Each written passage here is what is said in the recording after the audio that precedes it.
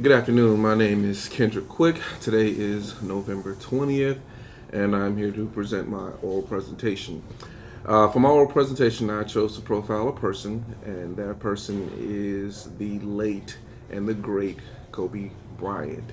I chose Kobe Bryant not only because of his astronomical athletic accomplishments, playing as a professional athlete, in which he had many. But if you research Kobe Bryant, he also earned another title because of his philanthropic efforts, and that title was the title of a humanitarian. Now, that part of Kobe really resonated with me, not only as a human, but as a black man in America.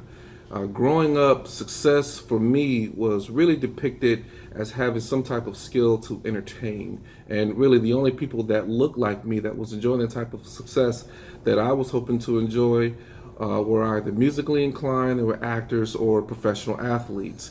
So it just really seemed like making it in one of those arenas earned respect and success. But I started to also notice that even though those people earned the type of success, had the respect, and they spent a lot of money, it really didn't translate to anything meaningful, or it didn't translate to much else. And that kind of bothered me. It really bothered me, as a matter of fact, especially as I started to get a grasp on the things that were important to me about the world that we live in. I witnessed many great athletes. I don't want to say that none of them did anything impactful, because many of them did impactful things. But was really the first athlete I was able to grow up with and follow. I was able to witness his transition throughout the different areas of his life and see what he did with his resources. So, with everything that he was able to accomplish, not only as a professional athlete and an Olympian, but as a humanitarian and a motivator, it really, really had a profound impact on me. Now, early in his life, Kobe Bryant was born at Lake and Now Hospital. I hope I said that right, but Lake and Now Hospital on August 23rd, 1978, to his parents Joe and Pam Bryant in Philadelphia, Pennsylvania. All right, now when he was 3, he and his family moved to Italy after his father Joe Bryant retired from the NBA and sought to continue playing professionally overseas. They did move around quite some time in Italy, but they eventually settled in a small town, northern town in Italy called Reggio Emilia. It's historically a small agricultural town in northern Italy, and if you get a chance, look that town up, uh, especially their response, what they call the Reggio Emilia educational effect. I had a chance to do a little bit of research about that. Really, really some good stuff that they had going on. It was really their response to World War II and the devastation that it had on their community, and especially their educational system. So, if you get a chance, check that out. But this small historically cultural town, as Kobe described it, he was really, really fond of it. It's where he developed a lot of his fond childhood memories. He referred to the place and the people as a very, very loving place, which is indicative to the Reggio Emilia educational effect. And that's also where he began to really study and play sports seriously. Now, after some time, his family did relocate back to the States, where he attended Lower Merion High School back in his hometown of Philadelphia, Pennsylvania. It's worth noting that although Kobe didn't attend any formal college or pursue any formal education post high school, he did score a 1080 on his SAT. Could have went anywhere he wanted to, and he was considering attending universities like Duke University, North Carolina, Michigan, and Villanova to play basketball, as well as attend college. Before he ultimately made his decision to become a professional athlete at the age of 18. Early in his career, Kobe would often credit his relationship with his family, especially his parents, as a source of inspiration and balance.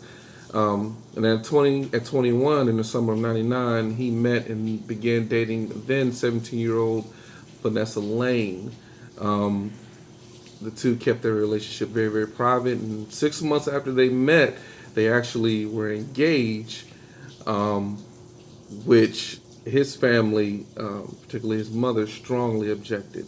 Kobe and Vanessa ended up marrying in the spring of 2001, to which his parents and teammates did not attend. Now that really put a strain on his relationship with his parents that would not be reconciled until the birth of his first daughter, his eldest daughter, which is Gianna Marie Honor, affectionately known as Gigi. But that's when they reconciled their relationship, and Kobe went on to have four daughters altogether with his wife Vanessa. Now, Kobe was also active in his practice of his Catholic faith, which he also credits helped him through some very difficult times, especially after being accused of sexual assault in the summer of 2003. That case would later be dropped, and an ensuing lawsuit was settled out of court. And most of us are aware of the many athletic achievements and accolades that Kobe received during his professional career, but I think what escapes a lot of people is how well-rounded and versatile Kobe was as a person. And as I study the life of Kobe, I reach a conclusion that his experience in the world influenced his passion to serve humanity, and through his ability to inspire people and his philanthropic efforts. Aside from his charitable efforts, Kobe was also he was multi-skilled. He was skilled in speaking multiple languages. He could speak fluent English, Spanish, and Italian.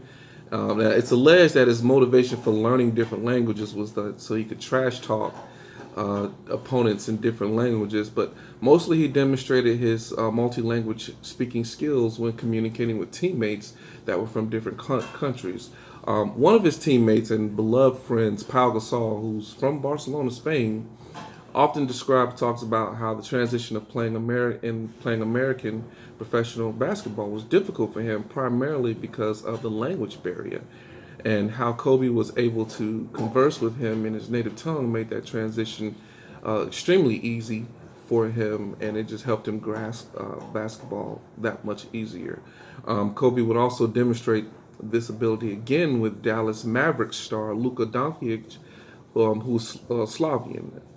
So that was those were two very small examples of how Kobe used his versatility to connect with people, and not just people that looked like him or people that were culturally like him or people that spoke the same language. That was just one of the great things about Kobe Bryant. Earlier, I mentioned how successful black individuals, at least the ones that were always on TV, when I was growing up now, just the ones that I saw, really didn't translate to much else meaningful in life, or at least we didn't really hear much about it.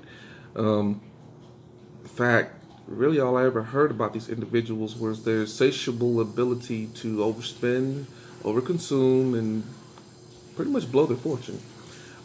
Kobe was never really boastful about his lifestyle. He was more active with his giving.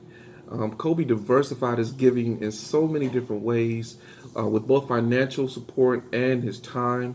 He earned the title of ambassador for the After School All Star nonprofit organization. That's an organization that focuses on providing after school activities for some 72,000 low income children.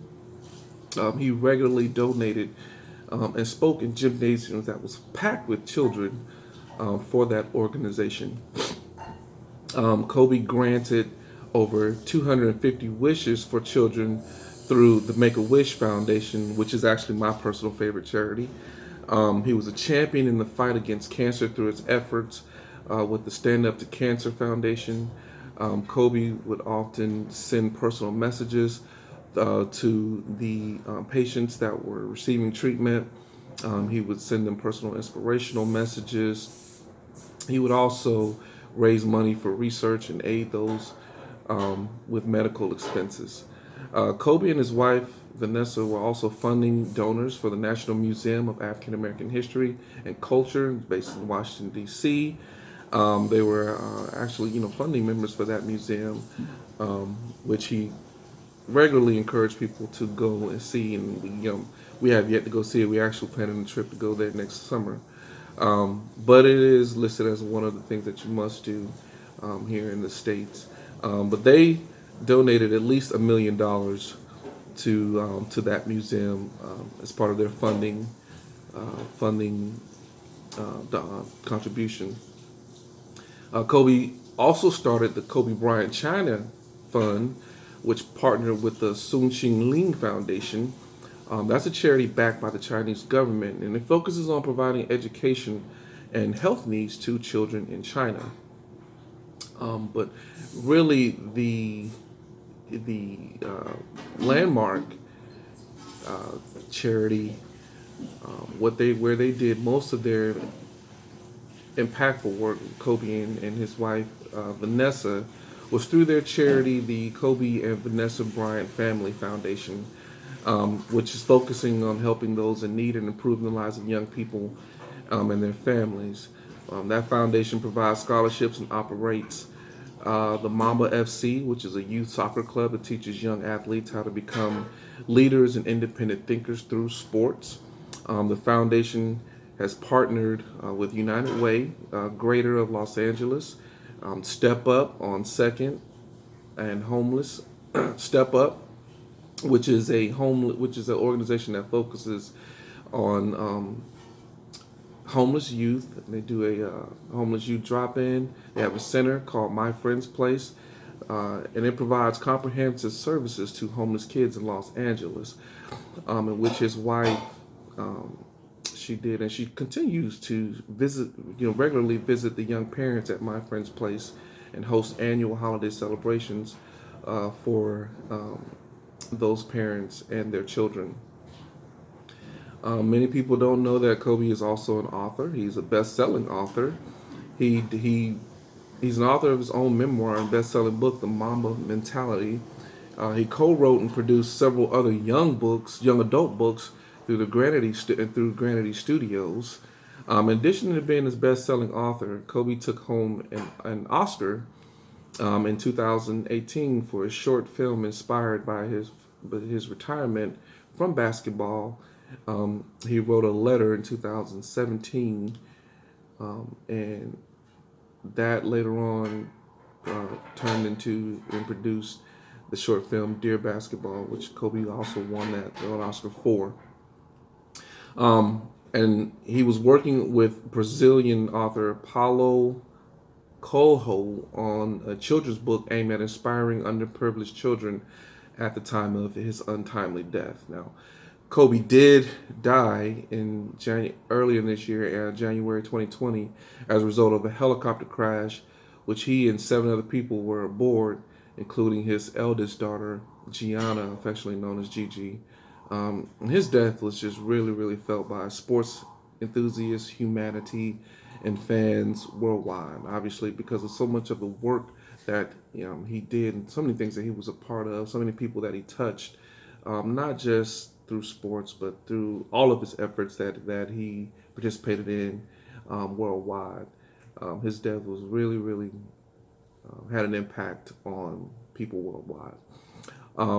The impact is felt even now. The Mamba mentality, Kobe Bryant, his impact, the legacy that he left is still felt even now, a year later after his death, because he was not only an athlete that performed, but he was one that taught us all something. If you just watched him, regardless if you attended one of his personal events or not, if you just watched him, his training regimen physically and mentally was one of legends. It taught us how to focus and commit to being relentless, to be the best, but without disrespecting your opponent. And yet, his gentle and nurturing nature was on full display every time he spoke or made a public appearance. He showed us what to do with resources and how to multiply them and how to give back, reach back and give to support the communities that he inspired and he impacted and the communities that he came from.